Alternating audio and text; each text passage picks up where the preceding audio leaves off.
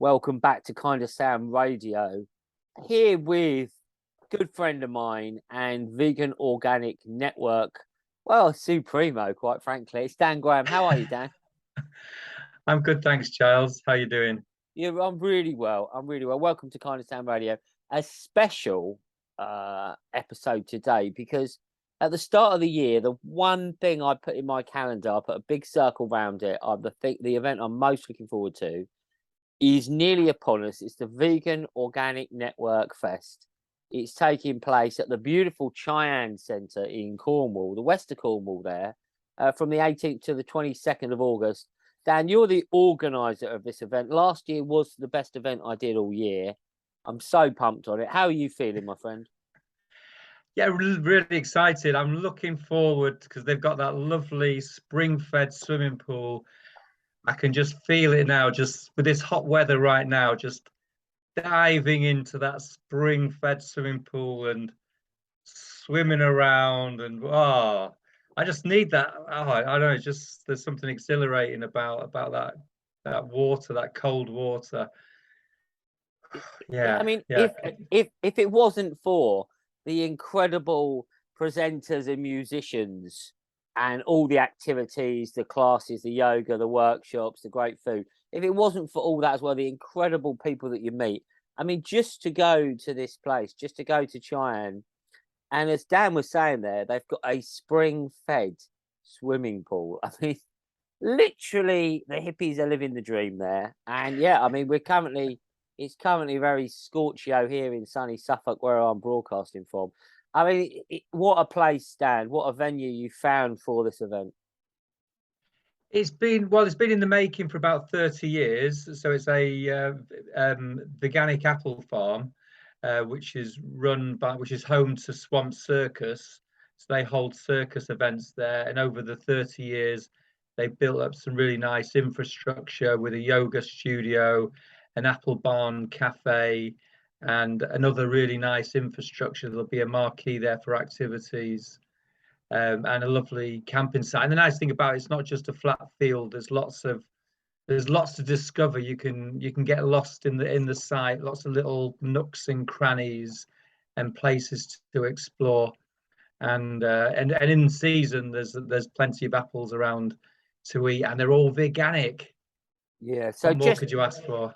100%. I mean, all my garden is now veganic. We've got bumper crops, just about actually. Juliet's just put the old salad potatoes on, picked fresh fresh cucumber and salad and from the greenhouse. Dan, can you just explain to the kind of sounders out there? I mean, obviously, this whole radio station is dedicated to kindness, and if anyone really should be promoting it, it's Kind of Sound. Just for the listeners who might have missed when you're on the show before, who don't know, what is veganic? Well, I'll just give you a quick brief overview of the Vegan Organic Network and Veganic. So, yeah, the Vegan Organic Network is a volunteer-led educational charity.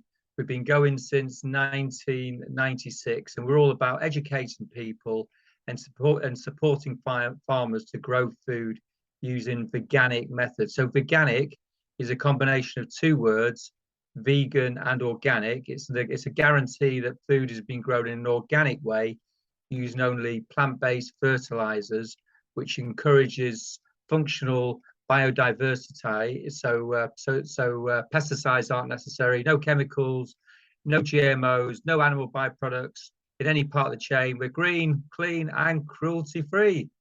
That's veganic for you. Yeah. Absolutely amazing. I mean, it's almost as if someone could turn that into a song.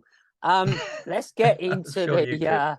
yeah, I mean, I'm looking forward to it. I'm some great musicians going to be there. They really are. And the live music last year was phenomenal, and I think it's going to be even better this year, quite frankly.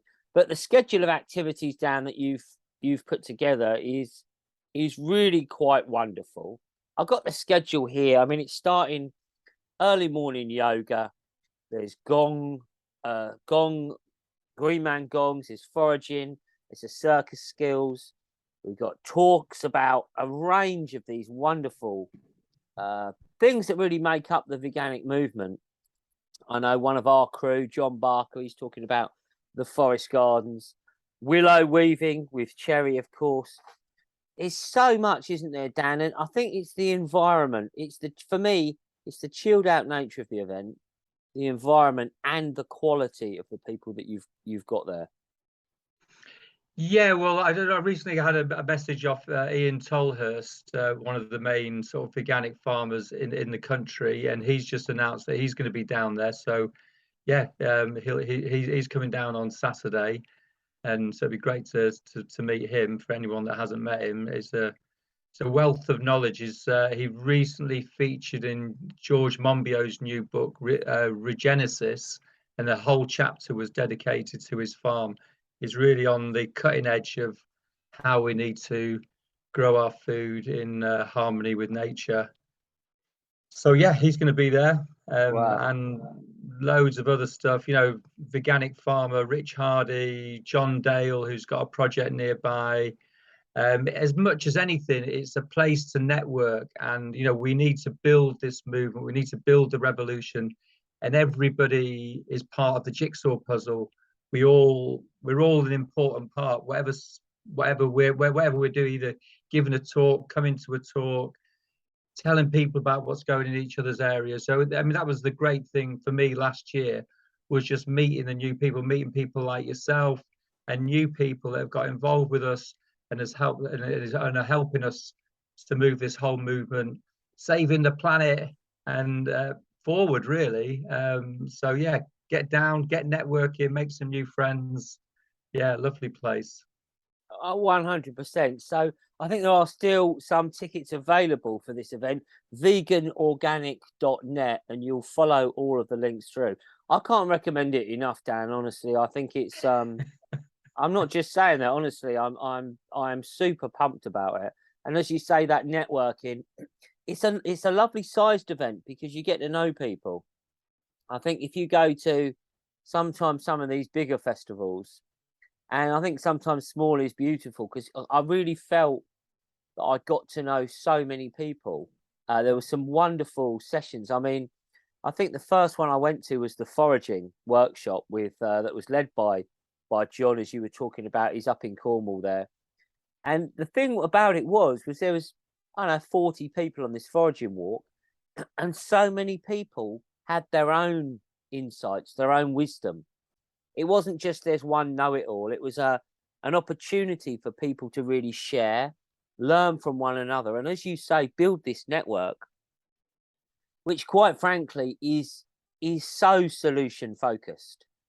You know, I know you were up in Glasgow at the COP26, and just trying to get people to talk about the the pollution and environmental damage and the health consequences of animal agriculture. And I mean, it seems sometimes a bit of an uphill battle in this whole, carbon emissions, climate change. But one of the things that you've said to me, and I think it's 100%, we want healthy food, we want clean rivers, we want clean air, we want abundance for everyone. And you can get that through the veganic way.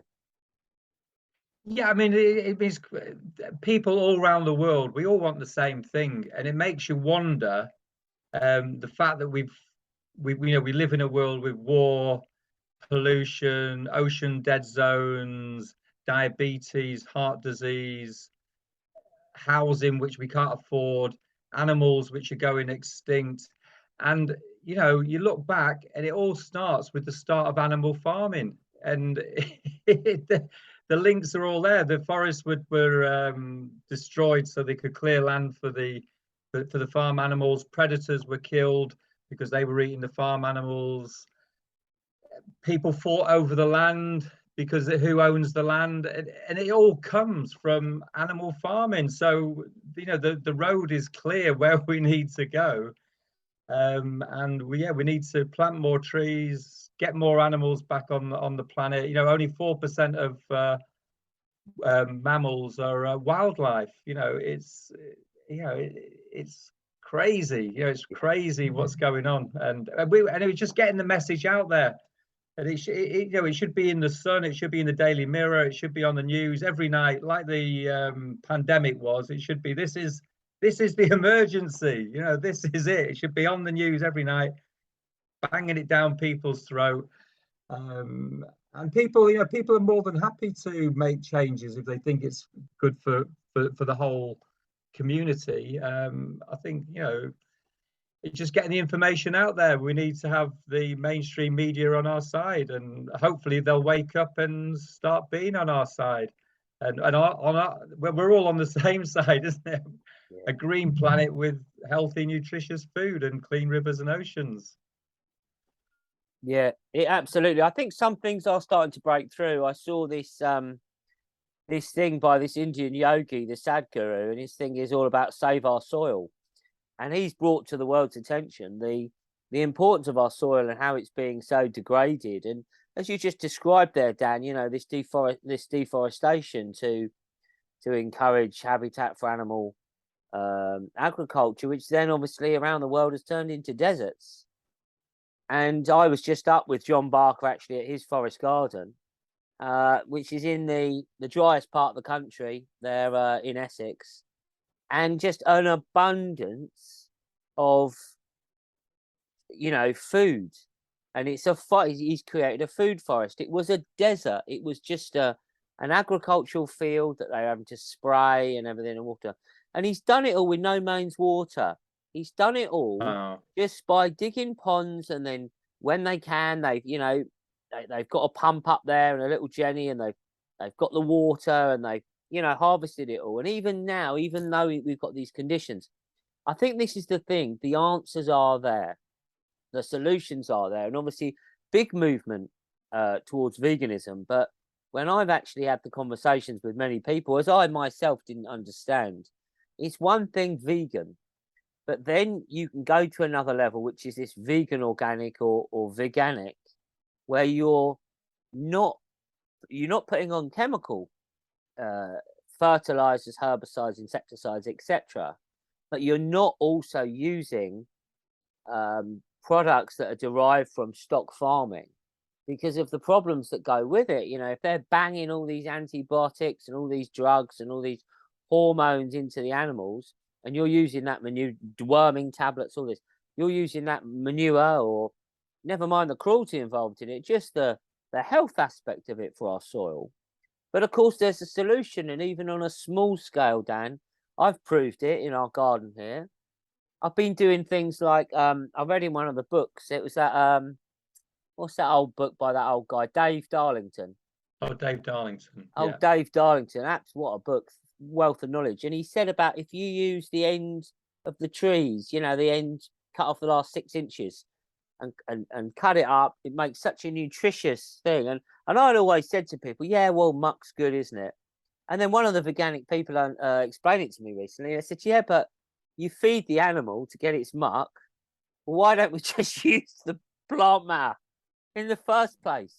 Compost that, it'll have more nutrients in it. And it was like a light bulb. It really is, I think, about education.